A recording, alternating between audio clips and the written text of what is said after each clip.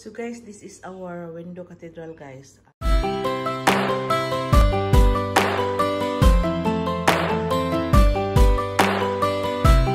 So hi guys, welcome back sa aking kusina. Today magluluto tayo ng, or today guys, i-prepare natin ang ating jelly para sa ating Window Cathedral. So ito yung gagamitin kong jelly guys. Ito lang yon. So dalawang lime at dalawang strawberries. Okay? So uunahin natin guys ang lime. Itong ating jelly guys, may flavor na ito. So gagamit lang tayo guys ng 1.5 cup of ito, hot water.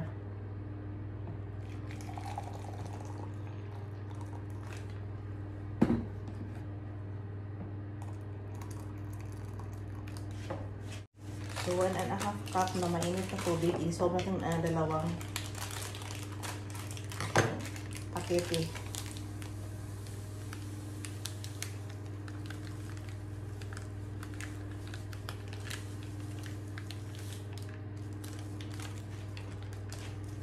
Then guys, mix natin until mag-dissolve siya.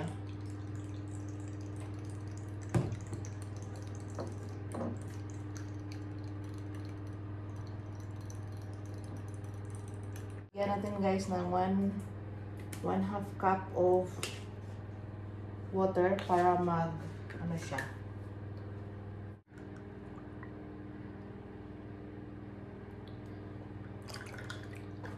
Okay.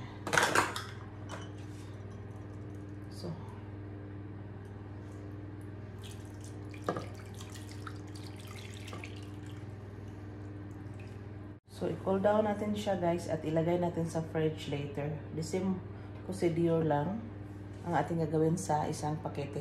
Guys, this is our jelly guys. Nag-set na siya. So i-cut natin siya guys, okay? So guys, here are our ingredients for our Window Cathedral. So meron na tayong jelly guys. So 4 packs lang yung ginagamit ko. So ready na ang ating jelly. Set na yan. At nag-boil tayo guys ng 1 glass or 1 cup of hot water. Ilagay natin dito para i-dissolve natin guys ang ating 3 packs of unflavored gelatine. So ito yung ginagamit ko guys, unflavored gelatine. So yes. So ito yung ating molding pan. Dito natin i-mix ang liquid mixture. So we have 1 cup of pineapple juice. We have our thickening cream guys. Any cream, like in the Philippines, it's all-purpose cream. We're going to use condensed milk and also evaporated creamy milk. So ito yung ginagamit ko guys. So since mainit na yung ating hot water guys, prepare na natin guys ang ating unflavored gelatin, okay?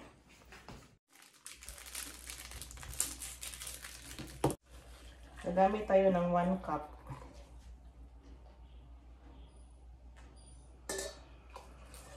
Okay. So yun ang ating tatlong gelatin.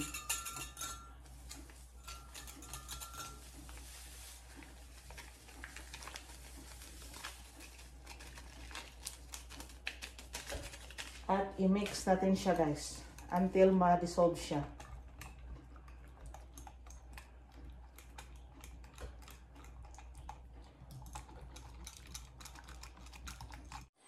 So now guys, finally, na-dissolve na natin guys ang ating unflavored gelatin.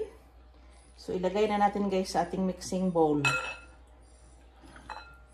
So yun.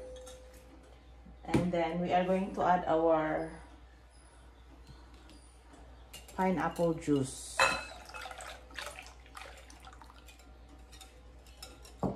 And then our condensed milk.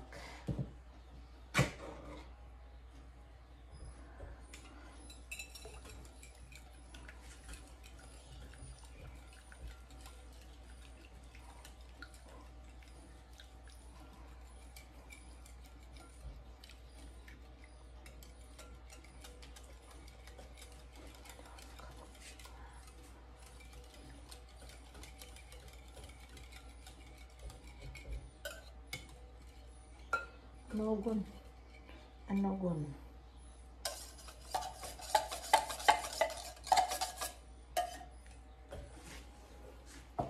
Then guys, isusunod natin guys ang ating evaporated can. Then, meron pala akong na kalimutan sabihin sa inyo guys, mag-add tayo ng sugar after this cream.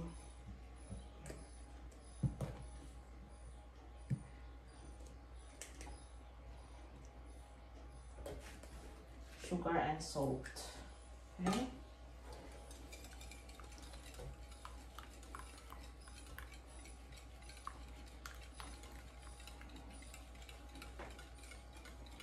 I'm using 300 ml thickened cream.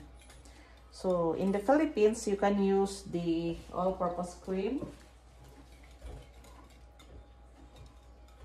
So now guys, I'm gonna add 1/2 cup of sugar guys. So 1/4 teaspoon of salt.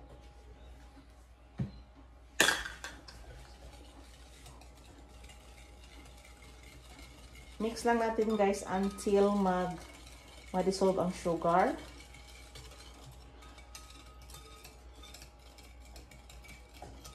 Pwede din kayo guys mag-add ng vanilla.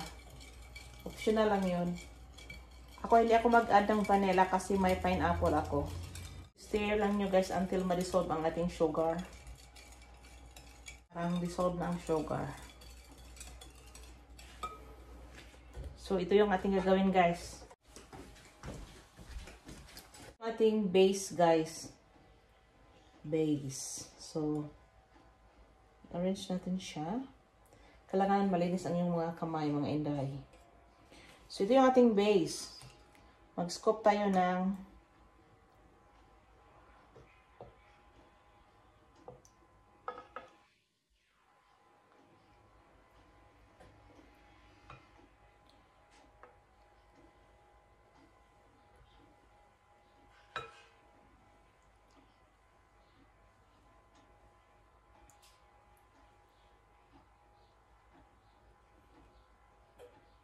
So, yun.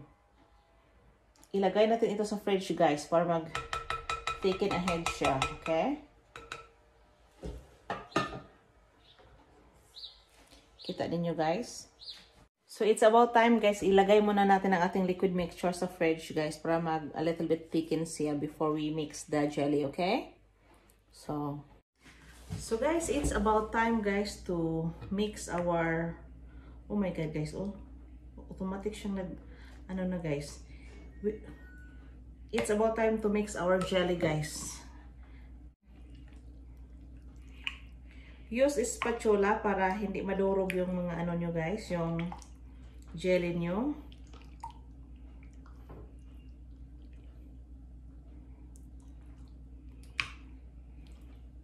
So, ang gagawin natin, guys, we are going to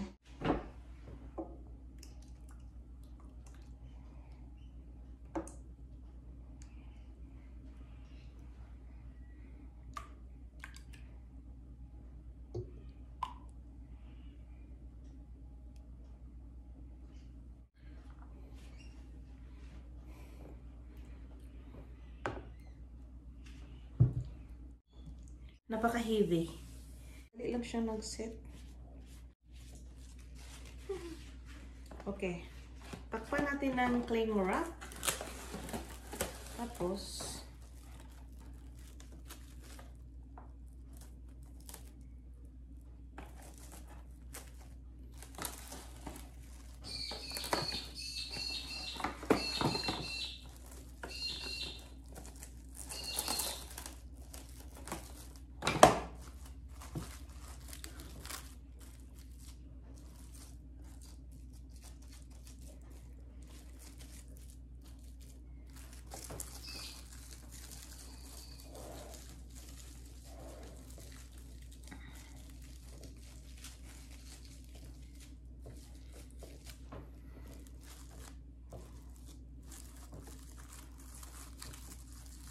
So guys, this is our final product, guys. So we will put this in the fridge, guys. Then I will take a final videos when I make my platings. Okay, so this is our Window Jelly Cathedral. Very easy, guys. Very easy to make. Okay. 1, 2, 3, come on! So, hi everyone, this is our Window Cathedral. So this is our final product, guys. So i-plating na natin siya, guys, para makita natin ang ating beautiful Window Cathedral. Okay? So that is our final product, guys. So guys, this is now our final product, our Window Cathedral. So mag-taste tayo, guys, ha.